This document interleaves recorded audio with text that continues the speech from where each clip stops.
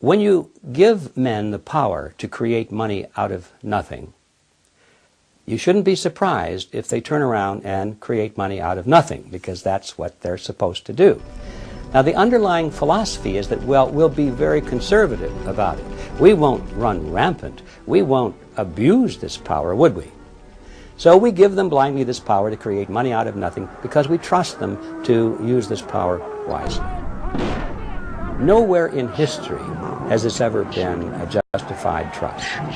Every time man has had that power, and this started back in antiquity, those with the power have abused it, and they have created more and more and more money at a rate much faster than the expansion of goods and services which are being produced by the productive side of the economy.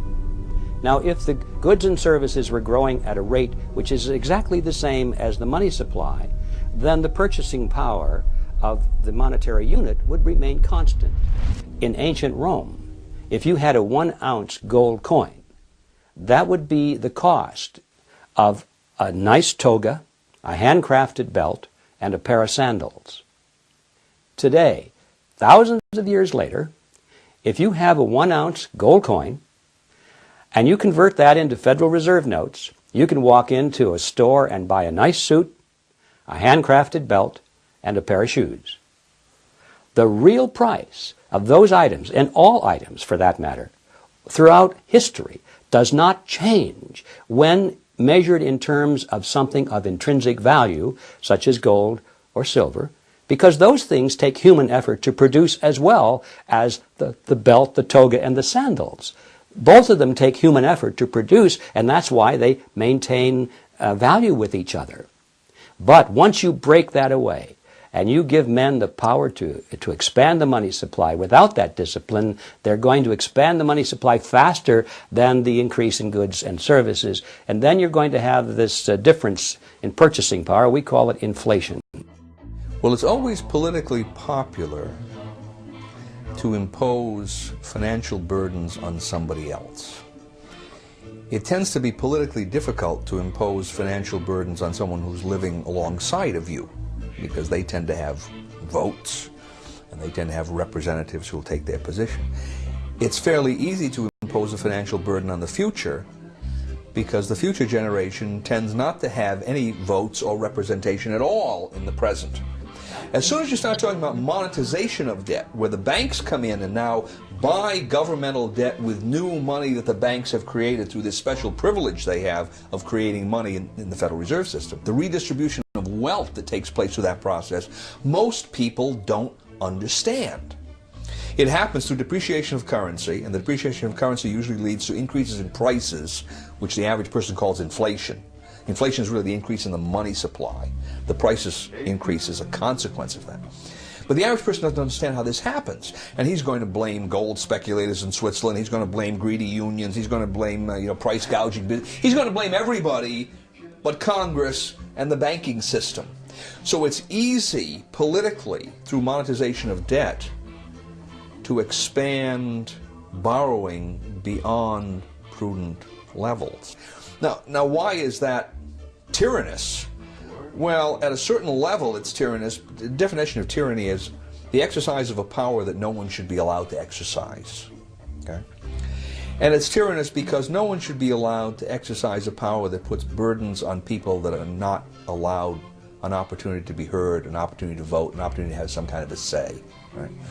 Granted, to some extent, you're going to have to do that in the nature of government as long as you have borrowing, but beyond a certain point, it becomes tyrannous.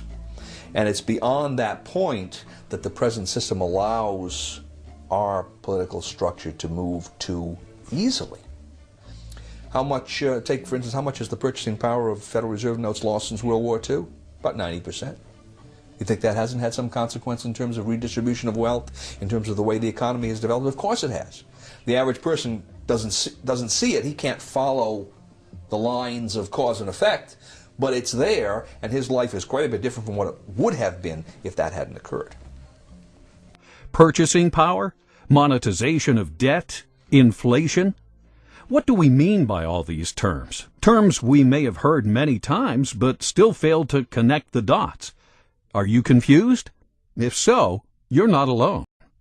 Inflation, I think, is a bad word because really we think of inflation as rising prices. But in reality, what's happening, prices are not going up.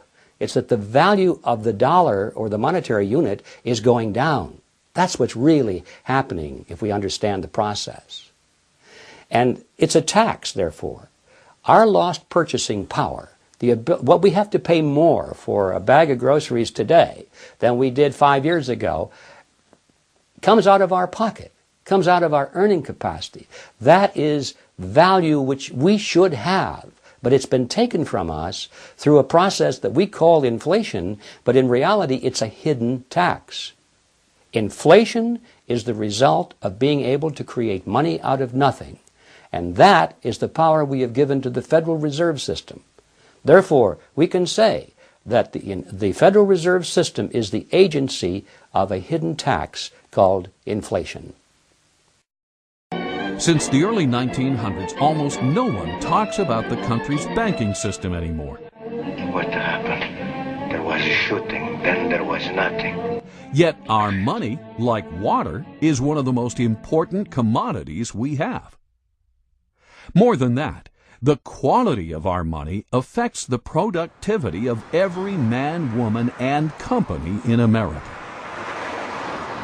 As time goes on, people figure out better ways of doing things, better ways of making products, cheaper and faster.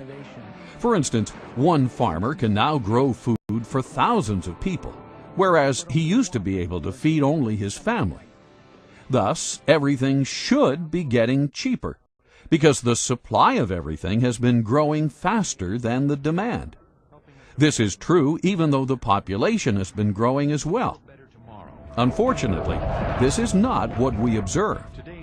With the exception of a few industries, like the computer industry, and products we import from places like China, it seems that almost everything is getting more expensive, but oftentimes cheaper in quality. How can this be?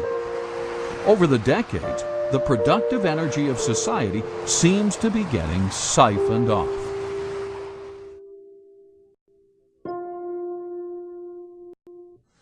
Well, it's hard to predict, but I certainly think it's possible, because I think the financial bubble worldwide is something that we have never experienced before. We've had tastes of that, but Alan Greenspan in one way is a genius, in another way he is an unbelievable threat to us. He's a genius in the sense that in a technical fashion he's been able to keep this system of inflation together longer than anybody else has been able to, especially in this last go-around from 2000 on. With the collapse of the NASDAQ bubble, we really didn't have much of a recession because he immediately started inflating massively, taking interest rates down to 1%. And now, of course, he's a little bit frightened about the bubble, and he's curtailing credit to some degree. But the dollar has become the gold of the world. The world central banks have accepted the dollar as if it were gold.